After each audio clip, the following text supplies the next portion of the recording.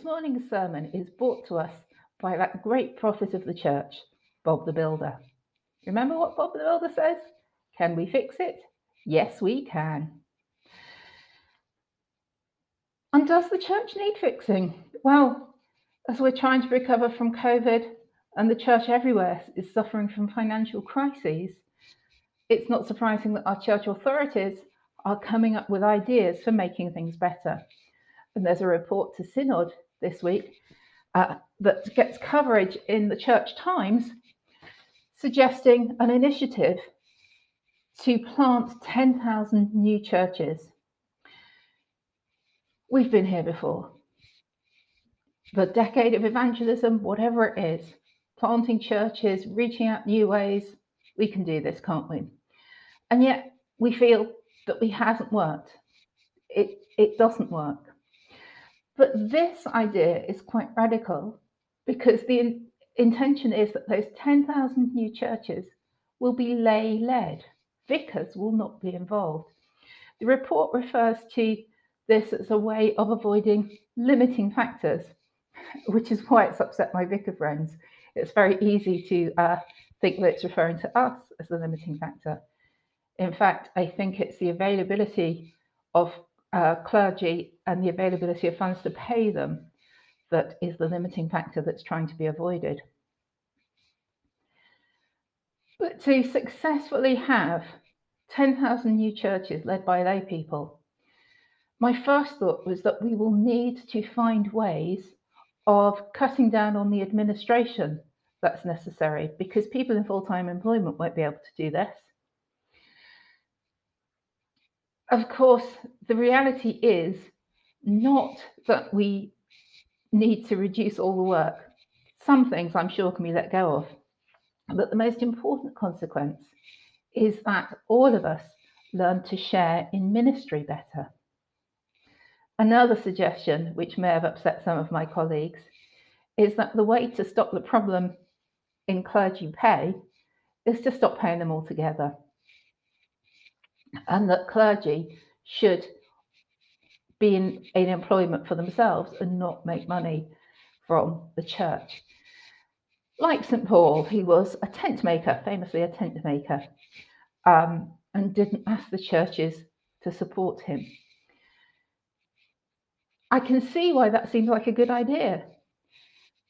Again, there'd be much that those leading the church would not be able to do on their own. Everyone would have to take part. But everyone taking part in ministry is not a terrible consequence of the failure of the church. It is what God always intended. All of us are called to live out our faith and to minister to those around us. The Bible calls this the priesthood of all believers. Vicars are just representatives of that priesthood. You know, the word vicarious means to do something on behalf of. Vicars are priests on behalf of the priesthood of all believers. So, will these solutions solve everything? Can we fix it? Our readings give, I think, 5 reasons why we might say no. So, in our reading from Ezekiel, we hear that the people that Ezekiel is sent to speak to are too stubborn. They won't listen to him. Does God let Ezekiel off the hook? No, he says, you've got to go anyway. They shall know that a prophet has been among them. A second reason why we might think that we can't minister is that we're unworthy. Our reading from Ezekiel began with God saying to Ezekiel, get up. He has to say this to Ezekiel because Ezekiel has fallen to the ground, overwhelmed by seeing God. And of course, many of the people that are called by God begin by telling God why he's got it wrong, why it can't be them. Isaiah says, I am an unclean man with unclean lips. Peter says, get away from me, Lord, for I am a sinful man. Moses says, yeah, I'm not clear enough in speech. Find someone else. God always says, no, you're the person I want.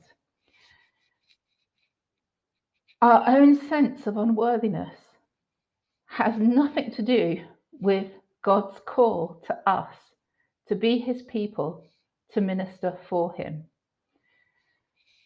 Our righteousness comes from God alone.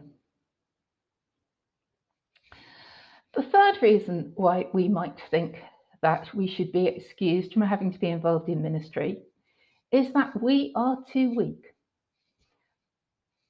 I'm getting to the stage where I think, I'm just too old to be doing this. I don't really think that very much, but I do think I'm too old quite often. Our reading from St. Paul talks about the thorn in his side. The thorn in his side, he's asked God to take it away. But God says, my power is sufficient for you. Commentators have spent a lot of time wondering what this thorn in his side was.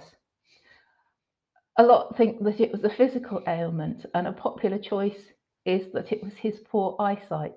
We know that he used a secretary to write things down for him because his eyesight was bad. It may, of course, have been mental health problems. It's very easy to read Paul and think of him as being depressed.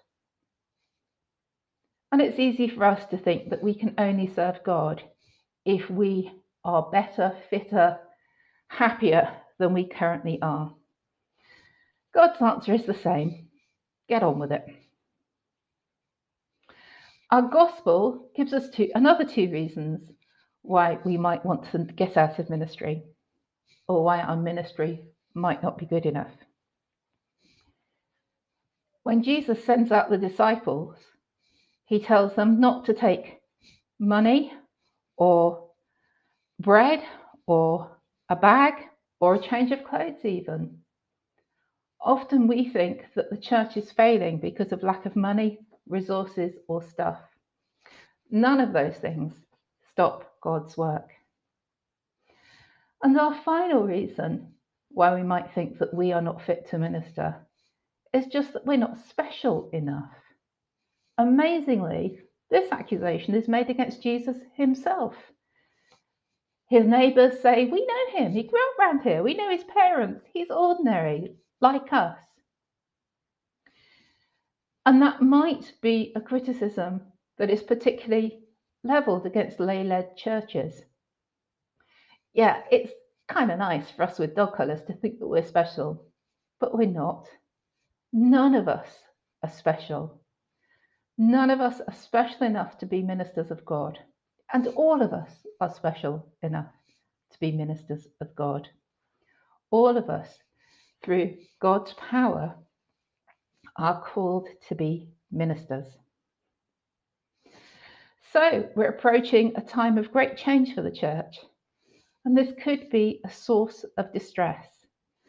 But it makes me quite excited. It makes me excited because it feels like this is a call for the church to be more the way that God intended, with the whole people of God involved. Can we fix it?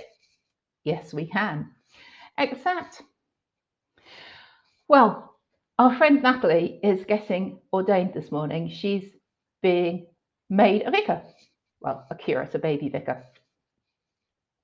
And in that service, the bishop will ask her lots of questions about her readiness for the task. But the bishop won't ask her whether she can do anything. What he will ask her is, will she? Will she minister? And every time the answer is, yep, not yep, sure, I've got this sussed, no problem. The answer is always, by the help of God, I will. Can the church be fixed? The question is, will we be part of helping this church, our church, into this new stage? And the answer has to be, with the help of God, we will.